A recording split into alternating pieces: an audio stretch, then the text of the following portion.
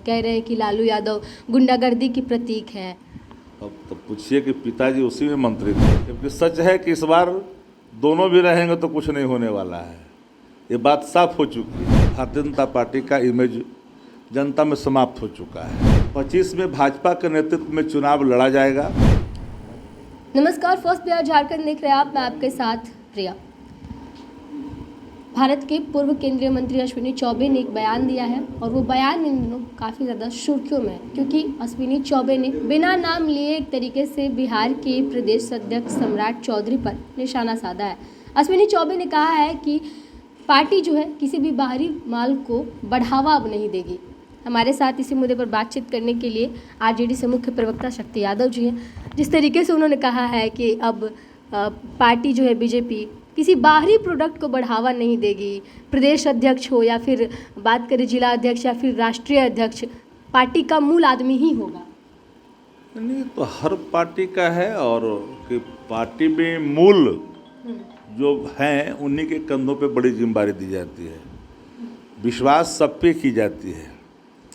Bharatiya Janata party का खट्टा मीठा जो भी अनुभव प्राप्त हुआ इतने दिनों में, क्योंकि भारतीय जनता पार्टी ने इन बातों को एडमिट किया, स्वीकार किया कि नव पीढ़ियाँ जो लोगों को बड़े जिम्मेदारी उनके कंधों पर दी गई, वो लंपटाई संस्कृति को एक स्थापित किया, जिससे भारतीय जनता पार्टी का इमेज जनता में समाप्त हो चुका है।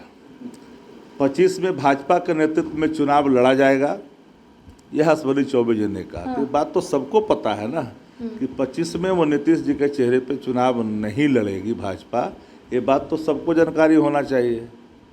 इतना चूँकि अभी तक भारतीय जनता पार्टी ने केंद्र में भी कहाँ किसी का दबाव माना, कहाँ किसी की बात सुनी गई, न मंत्रिमंडल में, न विशेष राज्य के दर्जे पर, न पटना यूनिवर्सिटी को सेंट्रल यूनिवर्सिटी का दर्जा देने पर। तो बात तो साफ हो चुके हैं ना। जो लोग ये फिराक में थे या खुशफहमी में थे कि हम समर्थन कर रहे हैं, चाबी मेरे हाथ में है, जो हम चाहेंगे वो होगा, उस पर विराम लगाई है भाजपा ने।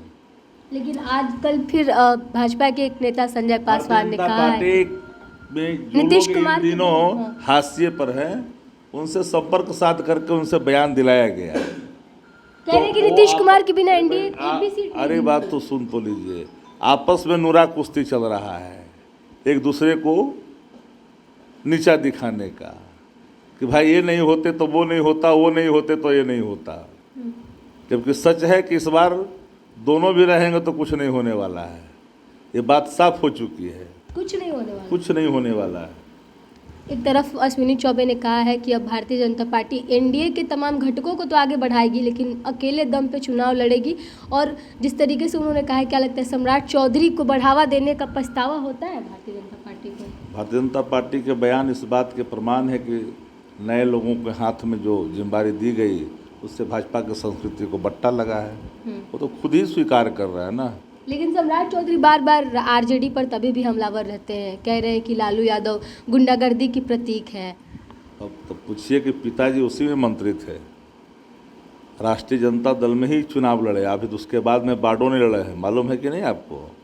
राष्ट्रीय जनता दल में मंत्री बनाए गए, विधायक बने, विपक्ष में थे तो मुख्य सचेतक बने, उसके बाद चुनाव जीते हैं। जरा पूछिए ना, पिताजी ही मंत्री थे, नहीं पूछे कि कहाँ पालन पोषण राजनीतिक तौर पर हुआ है, उदय कहाँ से हुआ है?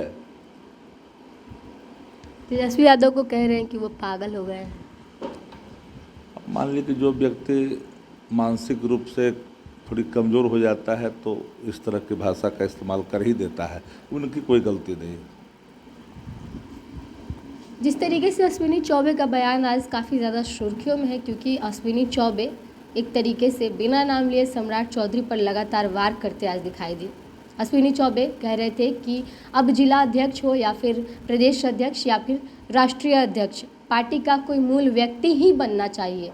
किसी भी बाहर से आए हुए आदमी को अब पार्टी बढ़ावा नहीं देगी, अकेले के दम पर चुनाव लड़ेगी और जीतेगी।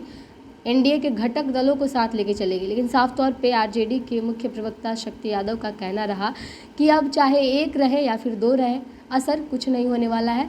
ये बात बिहार के विधानसभा चुनाव में दिखाई देगी। आपकी क्या प्रतिक्रिया कमेंट बॉक्स में लिख के बताइएगा। देख रहे थे फर्स्ट बिहार झारखंड। धन्यवाद। पनोरमा ग्रुप, जो सोचता है वो करता है। आपके अपने सपनों का आशियाना। ये लो मुंह मीठा करो, आज मैंने अपना जॉब छोड़ दिया। अब हम पूर्णिया वापस जाएंगे। जॉब छोड़ दिया है? मतलब ये घर कैसे चलेगा? हम करेंगे क्या? और माँ बाबूजी क्या बोलेंगे? इसलिए मैं एक और मिठाई का डब्बा लाया। अपने बिजनेस के लिए लोन अप्रूव हो गया। अरे लोन अप्रूव हो गया वो तो ठीक है, लेकिन पूर्णिया में हम रहेंगे कहाँ? अपना घर भी तो नहीं है वहाँ। इसलिए तो एक और मिठाई का डब्बा अलग से लाया हूँ। हमने पूर्णिया में घर ले लिया है, पूर्णिया के ई होम्स पैनोरमा में। पूर्णिया में पैनोरमा ग्रुप लेकर आए हैं ई होम्स पैनोरमा। बड़ा घर, आलीशान जिंदगी और अत्याधुनिक सुविधाओं के संग। अरे अब क्यों मुंह मीठा करवा रही हो? क्योंकि हम घर वापसी जो कर रहे हैं। घर वापसी की खुशी पूर्णिया में ई होम्स पैनोरमा के संग। E Homes Panorama, luxurious lifestyle redefined.